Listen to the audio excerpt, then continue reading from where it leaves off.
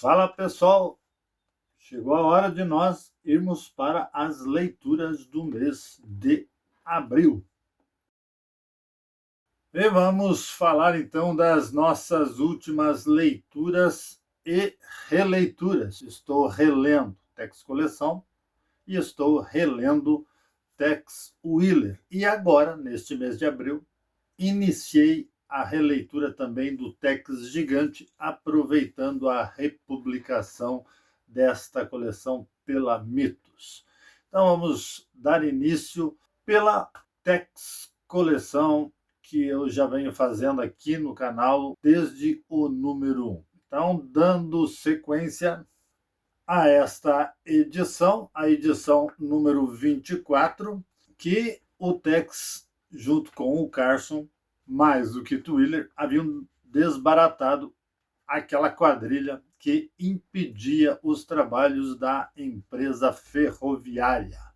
Muito bem, esta aventura encerrou-se na página número 24 e agora inicia então Morte em Pecu City. E foi a partir daqui que eu reiniciei essa leitura no mês de abril. Muito bem, nesta aventura, Tex está conduzindo o filho, Kit Wheeler, a uma exploração. Texas, ou pelo menos nas palavras do Tex, os lugares mais característicos do Texas, e o Kit pede até para irem à fronteira mexicana e avançarem pelo México, pelo que Tex concorda. Então, isso faz parte daquela proposta de projeção do Kit Wheeler para que ele tivesse uma revista própria. E como eu falei, com isto dá-se uma maior consistência à mitologia do Kit Wheeler dentro do universo Tex. Então, pai e filho estão aqui, eles ouvem um disparo e a partir daí começa a aventura. Há um xerife morto, um bandido em fuga, que eles não perseguem por estarem com os cavalos cansados, e então eles se dirigem para Pecu City, conduzindo o corpo do xerife e tomando ciência da situação em que a cidade vive. Tex é recebido pelos populares, mostra o corpo do xerife. O corpo do xerife é conduzido à casa dele, onde há essa criada negra chamada Mammy, e a única filha, a Annie, que se desespera ao ver o pai morto. Neste momento, Tex conhece o juiz Vermont, e é a partir daqui que o juiz Vermont passa a ser uma espécie de cicerone do Tex na cidade, levando-o ao hotel e dando explicações das coisas que ocorrem por lá. Neste mesmo momento, iniciando a continuação das aventuras, aparece então o novo personagem, que é o grande vilão da história, um poderoso da cidade chamado Truscott. Tex dá o nome falso ao juiz, ele se identifica como Will Smith. Eles vão se refrescar, que é o banho da época, né, no hotel. É interessante que, ao tirar a camisa, o Kit Wheeler mostra a faca que ele traz às costas, como eu falei, parte da mitologia do personagem. E quando o Tex desce, um dos pistoleiros do bando de Truscott puxa uma briga, dá-se um conflito. Em meio a esta briga, o bandido quase entrega que foi ele o assassino do xerife. Ele é contido pelo juiz e por Truscott para que se impeça ele de falar, mas o Tex já tem um rumo para entender o que está acontecendo. A partir daí, Tex é reconhecido por um bêbado, e então o juiz e Truscott sabem que Se trata de Tex Wheeler, o famoso Ranger. Nesse ínterim, os cidadãos respeitáveis de Peku City tentam convencer Tex a ser eleito novo xerife, em substituição ao xerife morto. Tex fica conversando com esse pessoal. Kit Wheeler volta para o hotel e sofre um atentado. Um atentado dirigido ao Tex. O Kit acerta o meliante, mas também é alvejado. Aliás, este é um dos primeiros momentos em que o Kit sofre na pele um tiro que o leva a ser acamado. No momento em que eles estão ao quarto, pistoleiros, amigo do bandido que tentou matar Tex, entram no hotel, clamando por vingança, e a partir daí temos um novo tiroteio no hotel. Chega a dupla juiz e o rico fazendeiro, o Vermont e o Truscott, e eles tentam incriminar o Tex, mas as testemunhas deixam claro que não se trata de homicídio, sim de legítima defesa. A partir daí, o Tex, que está morando na casa do falecido xerife a pedido da família, deixa o Kit acamado aos cuidados de Annie. Surge aí um primeiro affair do nosso jovem Kit Wheeler. E como o Tex é o xerife, ele é atraído para um suposto roubo de gado. Mas o roubo de gado é apenas um engodo para tirá-lo da cidade e atacar o rancho dos Flint.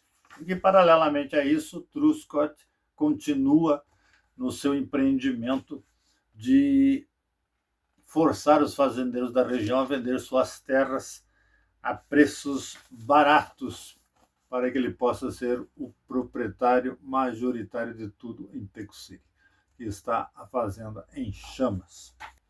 A família dos Flint foge das chamas e o filho vai procurar o xerife na cidade. Enquanto isso, Tex e o grupo armado, a posse que saiu, descobre o gado, que foi abandonado, o que faz com que Tex estranhe.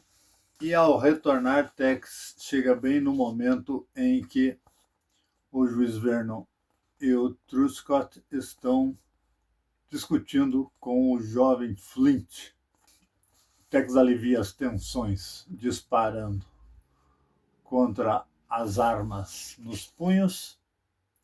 Essa edição se encerra com o Tex falando que sabe quem que é o grande mandante de todas essas atrocidades. O Tex fala que é o xerife e que esse assunto cabe a ele, mas que o assassino, e ele põe reticências, interrompe e grita: Juiz Vermont. O juiz, suando, olha para ele, e daí ele calmamente pede um cigarro. O juiz vem acender, e essa é a olhada petrificante que o Tex dá para o juiz. Então, a edição 25, A Garganta Secreta, vai trazer o restante dessa história. Tex pede ajuda para a Kit, que sai da cama e fica feliz em voltar a galopar. Determina ao Kit que, junto com o jovem Flint, vá até a fazenda em busca de pistas e segue Truscott, que disse que os homens dele estavam marcando gado. E quando Kit chega no desembocar das pistas deixadas, ele vai justamente encontrar Tex junto aos vaqueiros que estão marcando o gado, provando que os vaqueiros do Truscott são os mesmos que atacaram o rancho dos Flints. Ao retornarem para a cidade, o juiz Vermont cria uma armadilha com uma represa que dinamita quando o pai e filho estão passando pelo leito do rio seco, pondo o Tex em grave perigo. O Tex se safa e vai fuçar na casa do juiz, encontrar provas. Neste momento, ele é surpreendido pelo juiz, mas expõe o jogo. E daí vai ter um desfecho que eu não vou dizer aqui, mas que leva a situação para outro desenvolvimento. Pois Tex se reúne com os fazendeiros que são contrários ao domínio do Truscott e bola um plano que implica na volta de uma herdeira de uma das fazendas que o Truscott tomou posse, assassinando o proprietário. A diligência que vai buscar a jovem menina é atacada pelos bandidos de Truscott e há a intervenção de Tex resolvendo o caso. É bem verdade que essa menina não é tão menina assim, mas quem ler descobrirá como se dá esse desfecho. Eu estou aqui mostrando o Tex Coleção, né? Mas isso já está disponível no Tex Omnibus. Quem tem dúvida com relação às edições de Omnibus que coligem essas edições do Tex Coleção, procurei no meu canal, que tem shorts que apresentam abrangências dos Omnibus nas edições cronológicas de Tex. A próxima aventura é As Terras Malditas. Nesta aventura, Tex, na continuidade da sua exploração, né, ele saiu de Peku City, deixou o cargo de xerife, obviamente, e até neste recordatório aqui disse exatamente isso. Concluída a aventura em Peku City, Tex e Kit retomam a viagem em direção ao México. Então continua a exploração de pai e filho, com a intenção de Tex mostrar a região para o Kit Wheeler. Isso, nas edições atuais, reforça aquele conhecimento que eles têm da região. Nesta aventura, eles visitam a aldeia Comanche,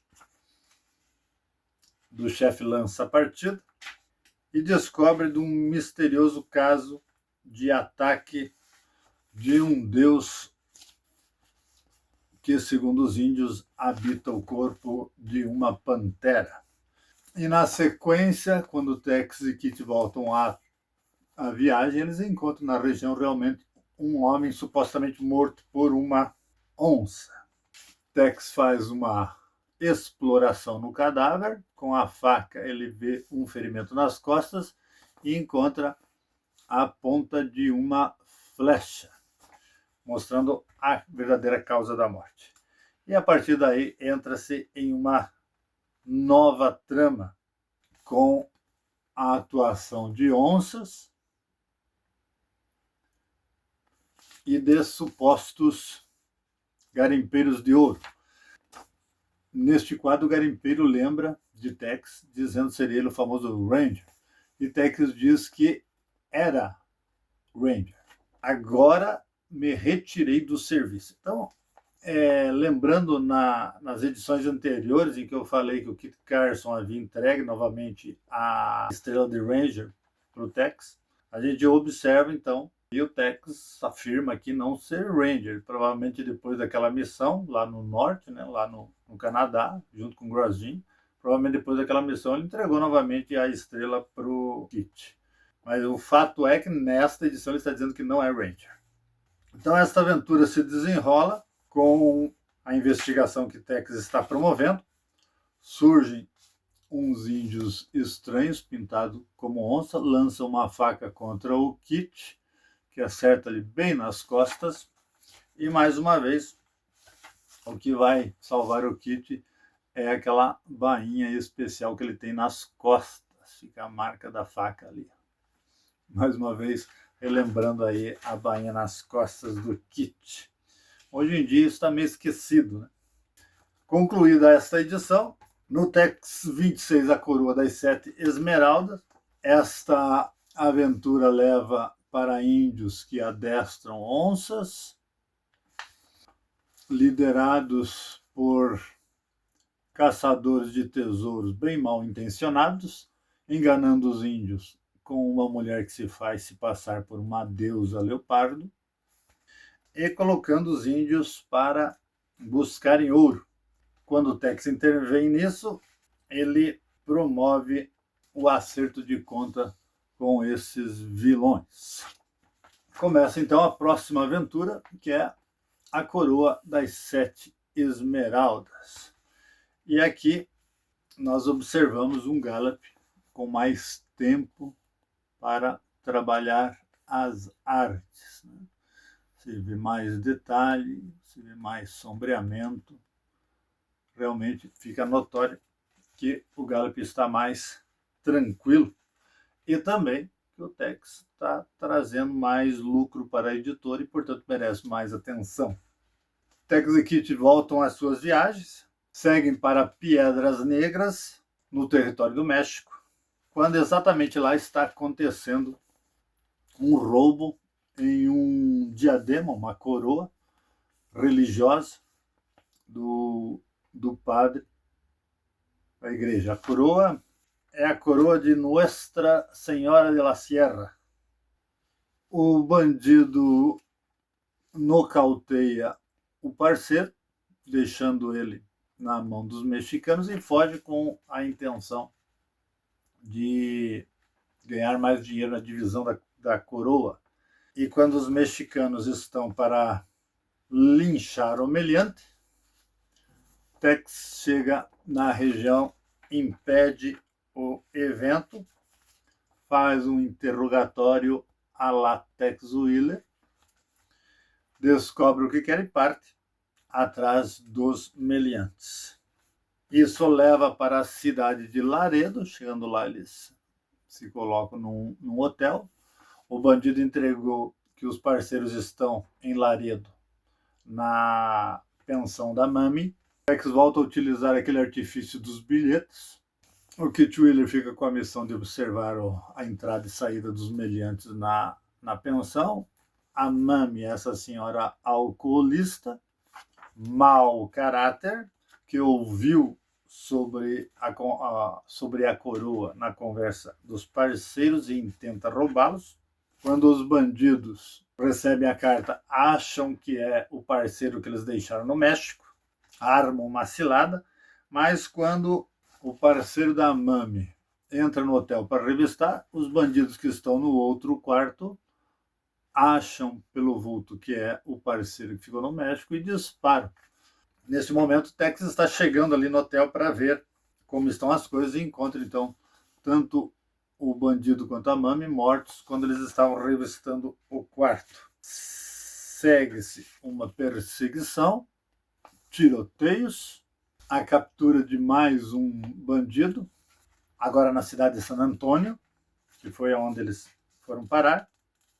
Tex começa a recuperar as esmeraldas que foram divididas, né, entre o grupo. Pegam o penúltimo dos homens. Esse caso é interessante porque eles nocauteiam o cidadão, pegam as esmeraldas e o abandonam, deixam ele lá. O primeiro foi entregue à justiça mexicana, o segundo entregue a um xerife e esse abandonado. E o último homem que está fugindo tem o cavalo atacado por uma cascavel e o bandido a pé acaba pegando uma carona em uma diligência. Por infeliz coincidência, essa diligência é atacada por outros bandidos. Tex e Kit chegam nesse momento e acabam fazendo frente aos bandidos e encontrando o meliante na diligência. O que vem depois é o final da história, que vocês podem deduzir, mas os detalhes deixo com vocês. A edição número 27, A Montanha Misteriosa. E nesse recordatório é alertado que passaram-se alguns meses e pai e filho estão continuando sua viagem às margens do rio Colorado, nos contrafortes dos Montes Negros.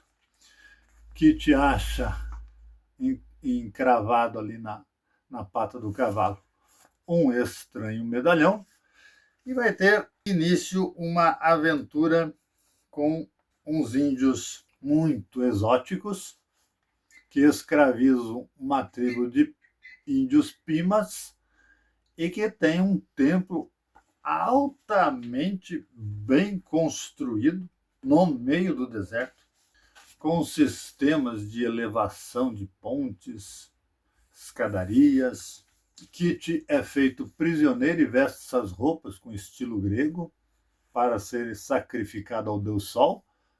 Observem a estrutura dentro deste templo. Essas são aquelas coisas do Gianluigi Bonelli, que adorava civilizações perdidas. Surge a figura de um vilão, o Guardião das Chamas. E Tex, na busca do filho, passa por mecanismos secretos, alavancas que disparam dispositivos que fecham e trancam portas. Uma coisa primorosa, fruto da imaginação do Gianluigi, tal qual a Cidade de Ouro. Bom, o fato é que Tex entra lá para libertar Kit, se une aos Pimas que estão se revoltando contra a escravidão provocada pelos Filhos do Sol, e isso tudo vai resultar numa batalha dentro daquele assuntoso castelo, construído, sabe-se lá como, com material, sabe-se lá de onde, mas é tudo pelo prazer da aventura. Concluída esta aventura, tem início a famosíssima aventura em Utah. E agora, Tex e Kit estão na reserva naval, ou seja, aquele passeio para conhecer Texas e a fronteira mexicana acabou. Aventura em Utah é uma edição especial da VEC de número 100, né? Muito festejada. Esta aventura começa com eles recebendo, lá na reserva, uma carta do Kit Carson pedindo ajuda para uma viúva de um amigo estranhamente assassinado, Nat Delaney. Porém, Tex se despede de Flecha Vermelha, que está extremamente doente, praticamente em seu leito de morte, mas Tex vai atender o chamado Kit Carson e despede-se de Kit Wheeler. Deixa a Flecha Vermelha com o Jack Tigre, despede-se de Kit Wheeler, porque ele não quer deixar que o vô faça a grande passagem sem se despedir do neto, e ele vai sozinho para essa aventura. Chegando no Utah, ele vai ao rancho dos Delaney, já encontra encrenca com os cowboys do rancho. A partir daí, chama a atenção da viúva Delaney e do capataz do rancho, e em conversa e esclarecido o incidente, ele acaba sendo contratado, já que o rancho está sofrendo com perda de gados por roubo. E Tex então passa, junto com os cowboys do rancho, a tentar descobrir quem está roubando o gado.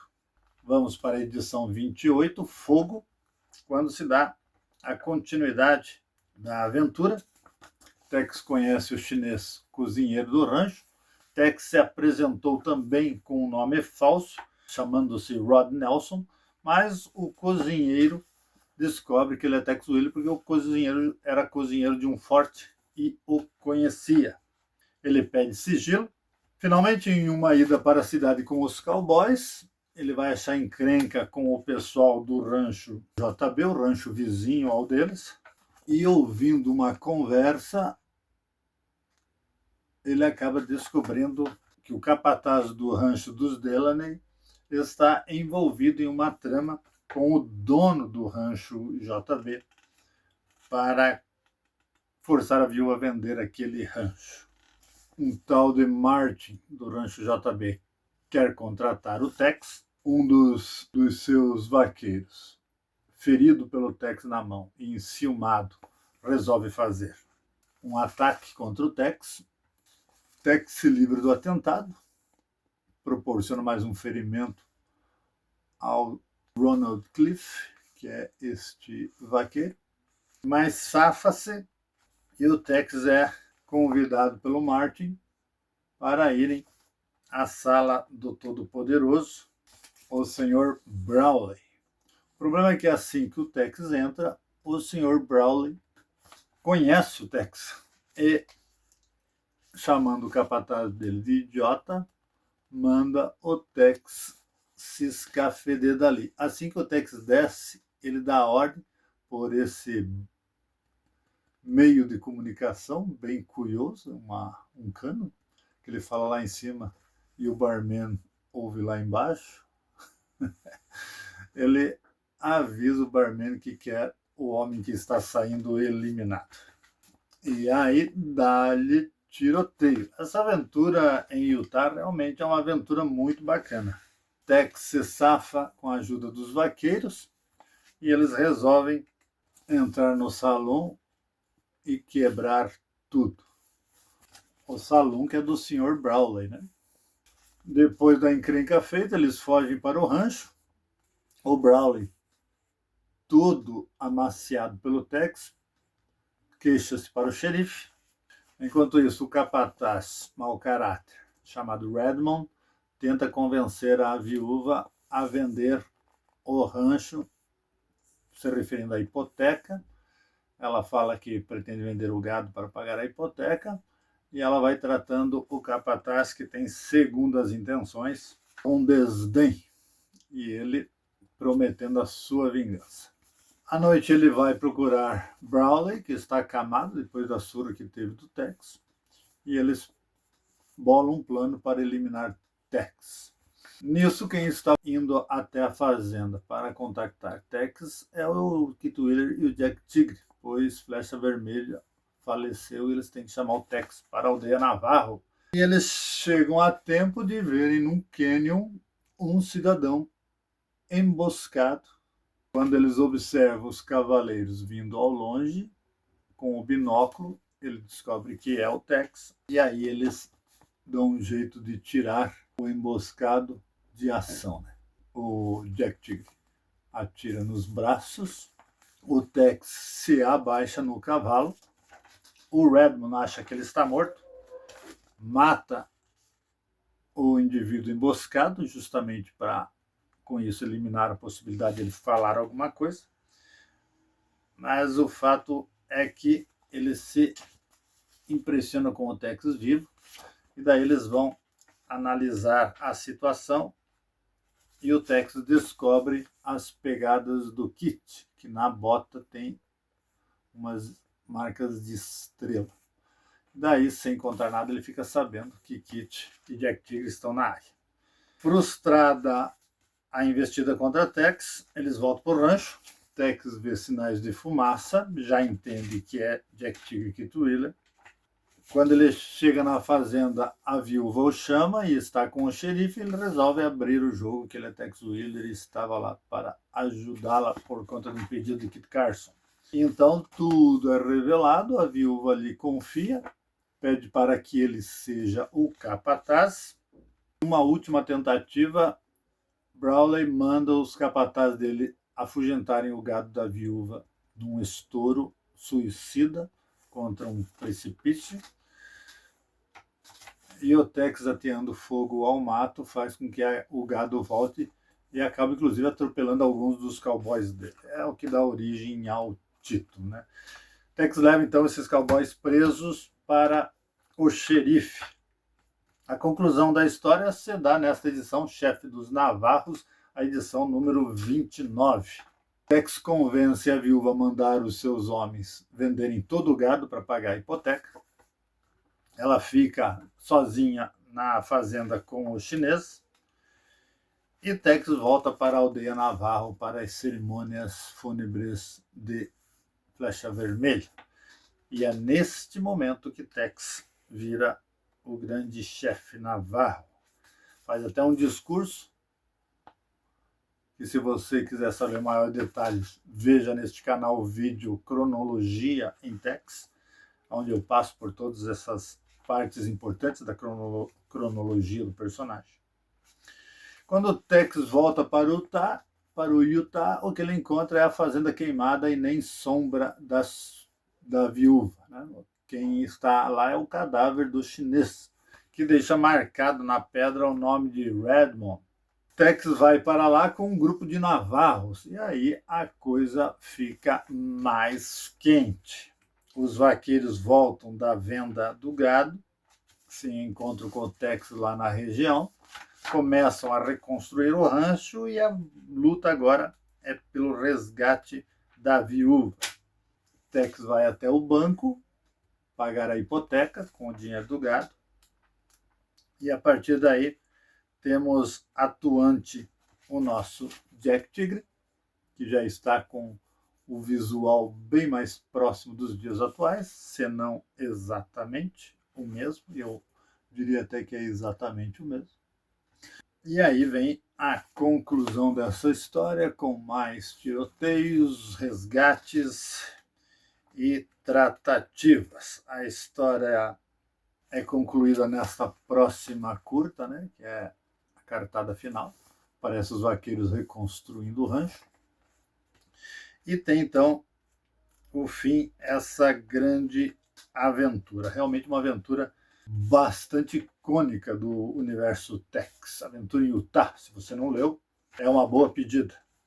Próxima aventura agora será O Enigma do Hipocampo, que eu estou lendo agora no mês de maio.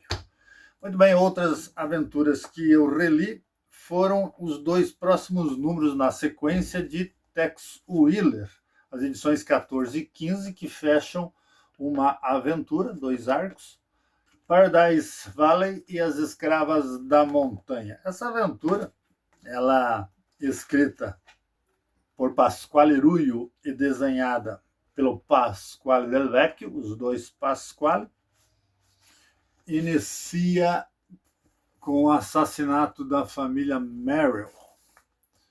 Essa família é atacada, tem os progenitores mortos e a captura da filha da família e a fuga do pequeno Luke.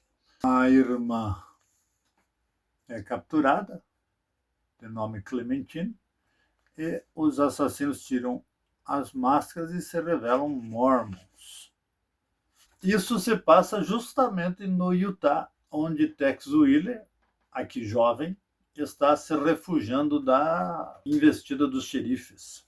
Tex está junto com outra família mormon, os Greenfield, e ele se propõe a ajudar na construção da igreja. O que Tex está querendo é dar um ar, né? Tomar um tempo.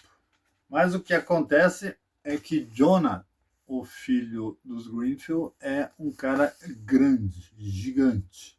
E isso leva a ser ele o suspeito da morte dos Merrill, porque um dos Mormons que atacaram o local é exatamente um homem grande. Isso faz com que o xerife Ted Tucker, do condado, leve então o Jonah para supostamente um julgamento.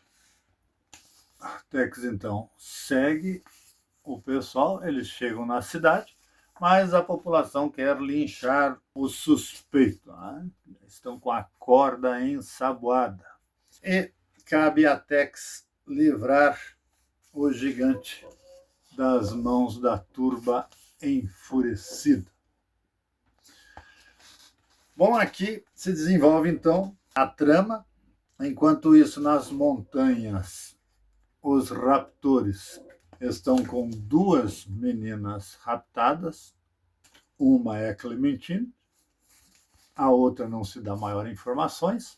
A ideia da família é fazer com que as 2 casem-se com os 2 filhos homens. E este é o gigante em questão. Quando o xerife e seu grupo vão atrás do fugitivo, Tex os surpreende e então tenta provar a inocência do Jonah, que é levado à presença do pequeno Luke, que então, vendo, avisa o xerife que ele não é o homem em questão. E a partir de agora vem a tentativa de Tex Willer libertar das garras da família Hubert as meninas raptadas. Então assim termina o arco e vai começar as Escravas da Montanha. Sempre com uma arte linda do Del Vecchio. É uma aventura muito bacana, bem amarrada, vale a pena conferir. Uma leitura que eu fiz esse mês foi o Tex Willer 55, que é uma leitura, mas eu já li isso no Tex Coleção e posso afiançar que foi uma maravilhosa releitura. Eu fiz até umas comparações que vocês estão vendo aí entre a releitura e o original no Tex Coleção, e vocês vejam que as passagens dessa aventura foram muito bem revisitadas pelo De Angelis, que é um artista fenomenal, trazendo toda a beleza da ideia do Gianluigi Bonelli com Aurélio Galippini para a atualidade. Então, essa edição ela começa trazendo a presença do Ranger Jeff, aquele mesmo que chamou o Tex para o corpo de Rangers, e ele está indo, então, investigar a presença de um fugitivo em Gila City, que é uma espécie de boomtown, uma cidade emergente, né? E o De Angelis é muito bom para apresentar tudo isso. Então, nós sabemos que o Tex Willer vingaria a morte do Jeff, e aqui nós sabemos como aconteceu toda a trama, o que levou o Jeff a ser assassinado nesta cidade. Então, no original, a aventura começa com o Tex chegando na cidade, que é exatamente o que nós encontramos na página 31. E aqui tem essa parte, mas antes disso aparece toda a saga vivida pelo Jeff em seus últimos momentos. E a história é repleta de amarras que não foram por questão de tempo e espaço. Vamos lembrar que o original disso era desenhado em tiras, que não foram bem amarradas lá e agora foram muito bem amarradas aqui. Então, todas as cenas icônicas daquela aventura estão muito bem estudadas, trazidas para as páginas de Tex Willer. Então, esta edição é fenomenal. Outra edição fenomenal que eu li e não reli é a última aventura constando do Almanac Tex, edição número 58. O Almanac Tex que está vindo sempre com duas aventuras. E uma das aventuras é solo, não tem a participação de Tex.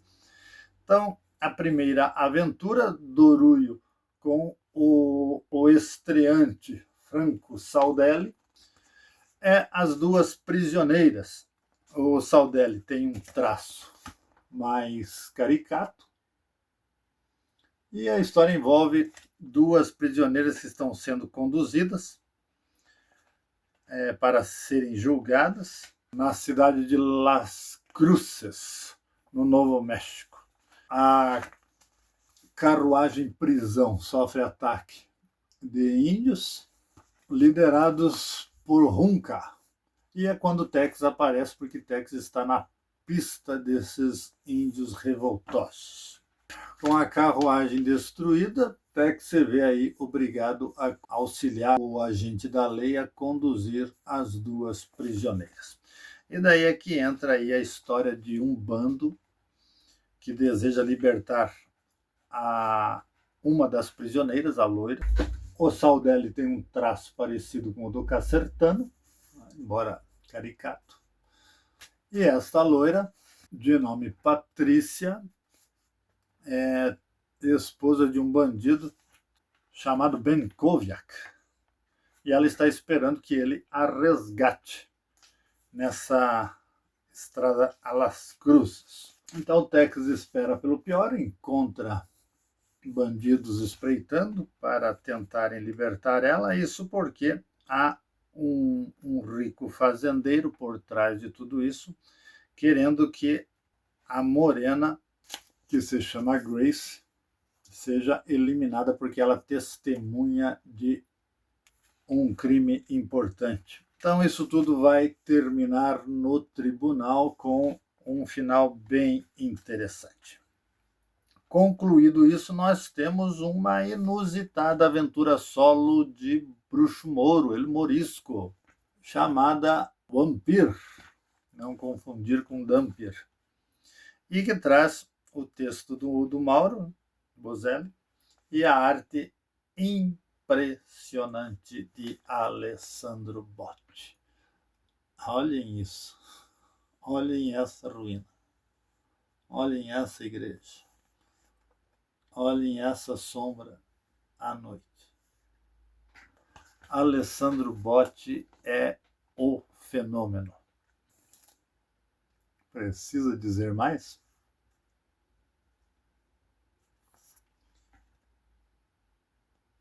Fenomenal. A história envolve mitos mexicanos envolvendo superstições de criaturas dantescas, bebedoras de sangue, chamada Cihuateteos, e também de deuses mexicanos chamados Camazotes. Tudo isso na magia gráfica de Alessandro Botti. Então tem mais cenas bem bacanas, bem de terror, um terror classe A, para quem gosta de história de vampiros. Uma história solo de El Morisco impressionante. Fenomenal. Isso daqui é muito bom. Bom, esta leitura também foi uma leitura bem interessante, que é o Tex Edição Especial Colorida, número 21, com 5 histórias curtas. A primeira de Mauro Bozelli e do estreante Guido Massala. Aqui as aventuras não são colorizadas, são aventuras coloridas, bem coloridas, e o Massala tem uma arte muito bonita. Então, a primeira é uma gangue de garotos que acabam coadjuvando com o Tex. Uma historinha bem bacana. Vamos lembrar que são todas histórias curtas e, portanto, não se pode esperar grandes desenvolvimentos. Eu vou fazer questão de mostrar o Tex de cada desenhista, mas o Massala, ele se mostrou aqui fenomenal, né? Dá uma olhada nesses coats aqui, ó, pendurados. Olha essa perspectiva. Fenomenal, fenomenal. Olha essa cena aqui da mão do Tex indo para o coat. Muito bom isso. E aqui temos um Tex bom para ser observado aqui. Então, uma aventura bacaninha, uma arte apreciável. A segunda aventura, A Voz do Mundo, também muito bonita em termos de arte.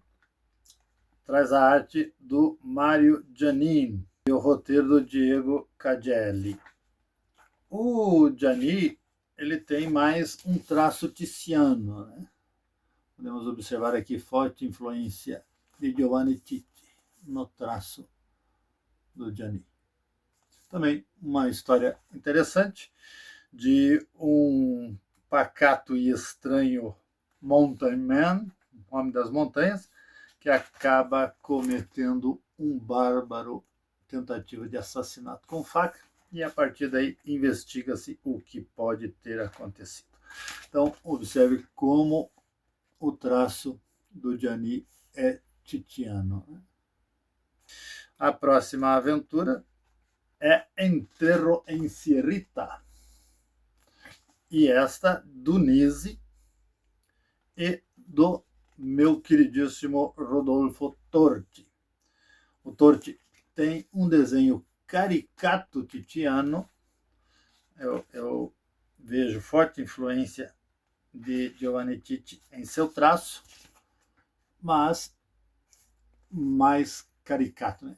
Eu percebo que o Torti está saindo dessa linha caricata. Ele está pegando uma verve mais realista, mas ainda é forte os traços cartunescos dele, né? Uma história bem movimentada. Tex vai em socorro de um xerife, mas chega e o xerife está morto. A culpa é de um assassino que fugiu da prisão e que envolve as testemunhas retratadas aqui no traço do Torte. O xerife morto e as demais envolvidos. Uma bela arte, uma história bacana, bastante movimento e um tom de mistério. Olha o traço titiano do nosso Rodolfo Torte. Olha, precisa dizer mais? Olha isso. Muito Tite. A próxima é Memórias de um Soldado. E essa escrita por Emanuele Mosca e o desenho do Fabrício Russo. Um traço bacana, maduro, colorido, muito bonito. E essa é um ex-soldado contando a um grupo de mexicanos que ele acabou de receber no seu acampamento sobre como Tex o livrou de várias situações perigosas, desde a juventude, e aqui ele mostra um Tex jovem e retrata muito bem. Olha que perfeição. E daí, conforme os vários encontros dele com o Tex, ele vai cada vez encontrando um Tex mais maduro. Até o derradeiro encontro, que não é mais no recordatório dele, mas acontece de fato. Uma história bem interessante. A outra, desenhada por Marco Torricelli, O Fio da Navalha, e escrita pelo Ruyo novamente. Também o Torricelli ele tem uma arte bem limpa, bem limpinha, com o colorido ficou quase primaveril, e que conta a história de um bandido que faz e acontece numa cidade, volta para lá para se divertir um tempo depois, e os habitantes acovardados não fazem nada. Mas Tex está na cola desse grupo, desse bando, e aí a coisa se desenrola. Com boas tiradas, boas imagens, bastante movimento na arte do Torricelli. Bonito, bonito. E esta é a última história dessa edição. Muito boa, também bem recomendado. E, finalmente, cá estamos com o Tex Gigante número 1. Esse a reedição da Mitos, Tex o Grande. Então, o pessoal estranha o título, né? Então, precisamos conhecer a história editorial do personagem. É Tex o Grande, porque era a primeira iniciativa de um Tex gigante, nesse formato enorme. Né? Essa daqui foi a primeira edição que saiu na Itália disso. Então, o Tex o Grande não é aventura. Tex o Grande é a edição em si, que depois vira coleção. Né? Acredito que na primeira edição que saiu, esta, não era a intenção de se fazer coleção. Depois o convite a novos desenhistas e roteiristas foi se repetindo e a coisa deu certo. Mas então é por isso que é Tex o Grande, não está relacionado com a história. O artista convidado para essa edição é o Guido Buzelli, e o Guido Buzelli, ele é simplesmente um gênio. Ele é simplesmente um gênio, um artista que faz com que você sinta a sensação emotiva do personagem através do traço em suas expressões faciais marcantes. Pat, o irlandês. Então, Pat McRyan aqui, como lenhador, que é um ofício que ele conhece bem, está em um grupo de lenhadores, né? uma empresa, né? Uma organização que sofre acidentes estranhos E há suspeitas, né, de outros rivais da mesma área querendo eliminar as pequenas empresas. E é nesta condição que uma carta do PET chega à aldeia Navarro, coisa que já aconteceu na historiografia de Tex. Então vai encontrar os pardes lá na aldeia. Olha isso. Guido Buzelli, já falecido, um gênio que esbanja expressões faciais, esbanja. Olha esse Tex lendo e pensando. Genial, genial, genial. Isso é artista que não se tem aos montes, infelizmente. E as expressões faciais de desdém, de más intenções, sobejam nos personagens. Então, essa aventura ela é coroada de bons atrativos.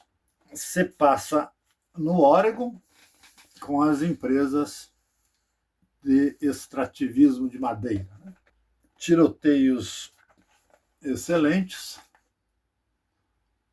muita ação.